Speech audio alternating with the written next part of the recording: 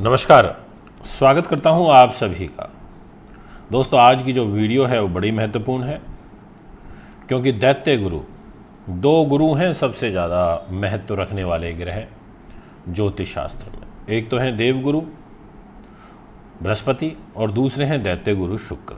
अब शुक्र ग्रह नीच के हो रहे हैं।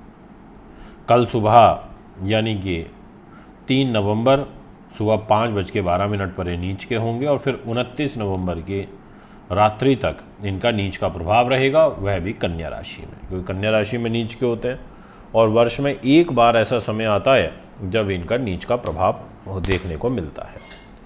तो आज मैं आपको ये बहुत डिटेल में जानकारी दूंगा कि किस प्रकार से आपका जीवन, हमारा जीवन प्रभावित होगा, क्या कहती है ग्रहों की गति, क्या कहता है ग्रहों का गोचर, क्योंकि जो भी परिवर्तन होता है उसका प्रभाव तो प्रत्यक्ष रूप में हमारे शरीर पर रहता है, भूलोक भविष्य के रूप में रहता है, और जिस चीज़ के कारक ग्रह शुक्र होते हैं उन पर तो विशेषकर होता है। जैसे शुक्र लव के कारक हैं, शुक्र एक्स्ट्रा मैरिटल अफेयर के कारक हैं, शुक्र फिल्म, पूरी की पूरी फिल्म लाइन यही शुक्र से चलती है, क्योंकि ये ग्लैमर के कारक हैं, मॉडलिंग के हैं, ये कॉस्मेटिक से रिलेटेड चीज़ों के हैं, वस्त्र निर्माता जितने भी हैं, डिज़ाइनर होते हैं, वो उसमें शुक्र का प्रभाव होता है। जितने गायक सिंगर हैं, जितने प्रोड्यूसर डायरेक्टर हैं, स्टोरी राइटर हैं, स्क्रिप्ट राइटर हैं, सारा का सारा काम ये शुक्र से चलता है। तो यहाँ पर फैशन का काम, मॉडलिंग का काम, ब्यूटी का काम चलता है, मिठाइयों का काम चलता है, नगों का काम, ज्वेलरी का काम शुक्र से चलता है। इतनी तमाम चीज़ों के कारक ग्रह शुक्र नीच के होकर के कन्या राशि में गोचर करेंगे। अब इन लोगों के ऊपर इसका विशेष प्रभाव रहेगा। जो बातें मैंने भी आपको कारक के रूप में समझाई, और भी क्या क्या रहेगा वो मैं आपको बताऊंगा। 2 राशियां ऐसी हैं जिन पर भयंकर कष्ट है, जिसमें से एक राशि के विषय में मैं प्रीवियस पार्ट में डिस्कस कर चुका हूं, और एक राशि बची हुई है जिस पर भयंकर कष्ट है, वो भी आपको बताऊंगा। टोटल 6 राशियों के बारे में आज आपसे डिस्कशन करूंगा। आपको सूचित करना चाहता हूं कि वर्ष 2024 के हम वर्षफल, जैसे हर वर्ष वर्षफल बनाते हैं, तो अभी ऑर्डर शुरू कर दिए हैं लेने। आप अपना हस्तलिखित वर्षफल बनवा सकते हैं।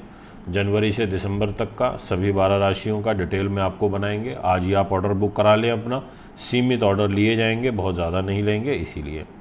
तो शुरुआत करते हैं, और सबसे पहले आपसे बात करता हूं तुला राशि के विषय में।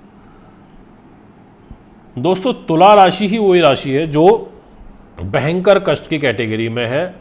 जैसे मैंने बोला कि पहले मैं डिस्कस एक राशि का कर चुका हूं प्रीवियस पार्ट में, और ये दूसरे पार्ट में मैं अब शुरुआत ही इस राशि से कर रहा हूं। अब तुला राशि पे क्यों कष्ट ज़्यादा है उसको मैं आपको क्लियर कर देता हूं। इस राशि के स्वामी शुक्र हैं, और शुक्र खुद नीच के होकर के गोचर करेंगे। और शुक्र का जो ये गोचर नीच का हो रहा है, ये हो रहा है 12वें स्थान में, कन्या राशि में, तुला राशि से 12वें में।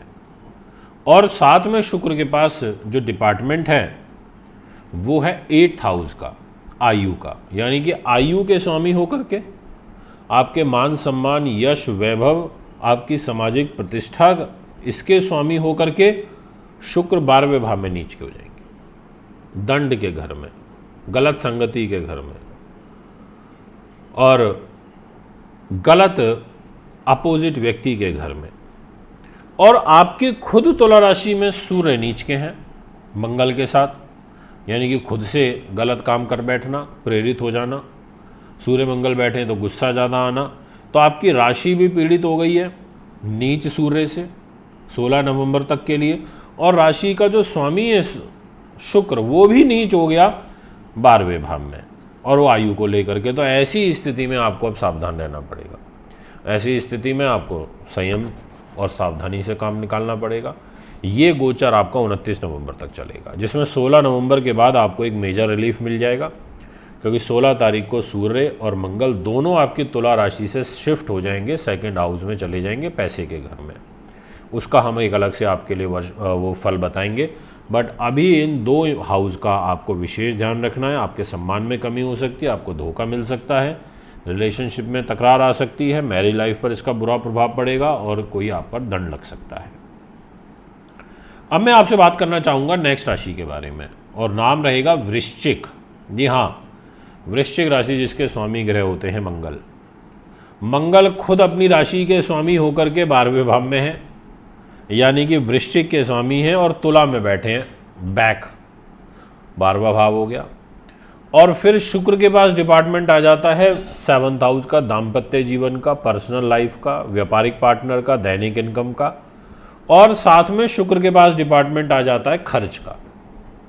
जहां मंगल बैठे हैं, सूर्य के साथ बैठे हैं, सूर्य नीच के होकर के मंगल के साथ में 12वें भाव में बैठे हैं, यानी कि आपके लिए तो क्या हो गया, आपकी राशि का मालिक ही 12th हाउस में नीच सूर्य के साथ हो गया, और फिर 12th हाउस का लॉर्ड शुक्र वो नीच का होकर के बैठ गया लाभ के घर में, प्रॉफिट घर में। क्या संयोग बनाए वृश्चिक वालों के लिए भी तनाव वाला। इसलिए आपको बड़े भाई बहनों के साथ रिलेशनशिप में तनाव फेस करना पड़ेगा। आपको बड़ी लंबी दूरी की यात्राएं अवॉइड करनी चाहिए, उनसे आपको कष्ट होगा, और साथ में आपकी रिलेशनशिप में भी काफ़ी कष्ट हो सकता है। आपको पर पुरुष से, पर स्त्री से दूरी बना करके रखनी पड़ेगी। अगर आप एक्सपोर्ट इंपोर्ट करते हैं या उन सभी चीज़ों से संबंधित काम करते हैं जो मैंने वीडियो के शुरुआत में आपसे डिस्कस करी थी कारक के रूप में, तो उन चीज़ों में विशेष ध्यान रखना अच्छा नहीं होता। मैं आपको विशेष रूप से कह देना चाहता हूँ, बहुत सावधान रहना पड़ेगा, आपको केयरफुली काम करना पड़ेगा। दोस्तों, यही है ग्रहों का प्रभाव, यही है ग्रहों की दुनिया। अब आपसे बात करना चाहता हूँ नेक्स्ट, और नेक्स्ट पॉइंट ये कहता है, यानी कि राशि ये कहती है धनु। अब धनु के मालिक हो जाते हैं देवगुरु बृहस्पति, और गुरुदेव के जो शुक्र हैं वो शत्रु हैं, और शुक्र के पास जो डिपार्टमेंट है धनु राशि के अकॉर्डिंग, वो एक तो आ जाता है 6th हाउस जो कि रोग चोट शत्रु बाधा का होता है, और दूसरा एक डिपार्टमेंट आ जाता है प्रॉफिट का, लाभ के घर का। और ये 6th हाउस और 11th हाउस ये दोनों छठे से छठे भी हो जाते हैं, भाव भी। और फिर इस छठे भाव के मालिक शुक्र, इस 11वें भाव के मालिक शुक्र नीच के होकर के आपके कैरियर के घर में गोचर करेंगे। ऑलरेडी लाभ स्थान का स्वामी जो शुक्र वो नीच होना, और लाभ के घर में सूर्य पहले से बैठे हैं नीच के होकर, यानी कि आपको जॉब में अलर्ट रहना पड़ेगा। आपको अपने सीनियर के साथ में बना के चलनी पड़ेगी। आपको अननेसेसरी तनाव देने की कोशिश करी जाएगी, आपको बाधा पहुंचाने की कोशिश करी जाएगी कि कैसे भी करके आपको डाउन किया जाए, आपके ऊपर वर्क प्रेशर ज़्यादा डाला जाए। इसीलिए आपको काफ़ी ध्यान, सावधानी और बस एक एक कदम बहुत ध्यान से चलना होगा। ये मैं आपको विशेष रूप से कह देना चाहता हूँ। तो काफ़ी इम्पॉर्टेंट थी वो ये बातें जो मैंने अभी आपके साथ में डिस्कस करी। अब मैं आपसे बात करना चाहता हूँ नेक्स्ट राशि के विषय में, और वो रहेगी मकर। अब मकर राशि के जो स्वामी हो जाते हैं वो है शनि महाराज, और शुक्र के पास जिम्मेदारी आ जाती है केंद्र त्रिकोण की, यानी कि 5th हाउस जो कि अकस्मात धन लाभ का, बुद्धि उन्नति का होता है, यश का होता है, वैभव का होता है, प्रबंधन नीति शास्त्र विद्वानता का होता है, और एक होता है आपके कर्म का, आपके प्रमोशन का, आपके ट्रांसफ़र का। अब इन दो इम्पॉर्टेंट हाउस की जिम्मेदारी आ जाती है शुक्र के पास, और शुक्र नीच के होकर के गोचर करेंगे भाग्य के घर में। भाग्य का घर बड़ा महत्वपूर्ण होता है, बिना भाग्य के कुछ नहीं, और भाग्य पे ही चले गए, वहीं जाके नीच हो गए। और क्या लेकर के, आपके कैरियर को लेके, और कैरियर में पहले से सूर्य नीच का होकर के बैठा है। प्रमोशन रुक सकता है, ट्रांसफ़र रुक सकता है, जॉब में सावधान रहना पड़ेगा क्योंकि राजा खुद नीच का होकर के कैरियर पर बैठा है। तो जितने भी बड़े प्रशासनिक अधिकारी हैं, बड़े डॉक्टर हैं, बड़े दवाइयों का काम करते हैं, IAS IPS हैं, वो ध्यान रखें। और जो लोग शेयर मार्केट में या कुछ अकस्मात धन लाभ की उम्मीद लगाए हुए बैठे हैं, ऐसे जातक ध्यान रखें। ये मैं आपको विशेष रूप से कह देना चाहता हूँ।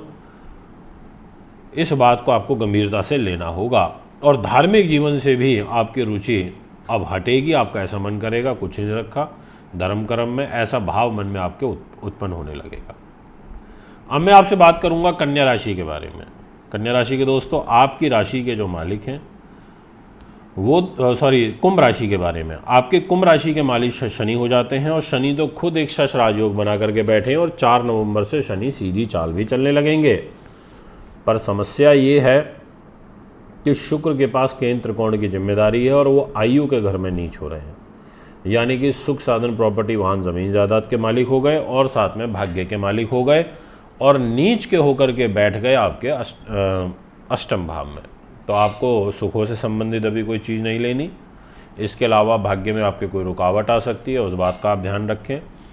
और साथ में आपके खुद भाग्य के घर में सूर्य नीच के होकर के बैठे हैं।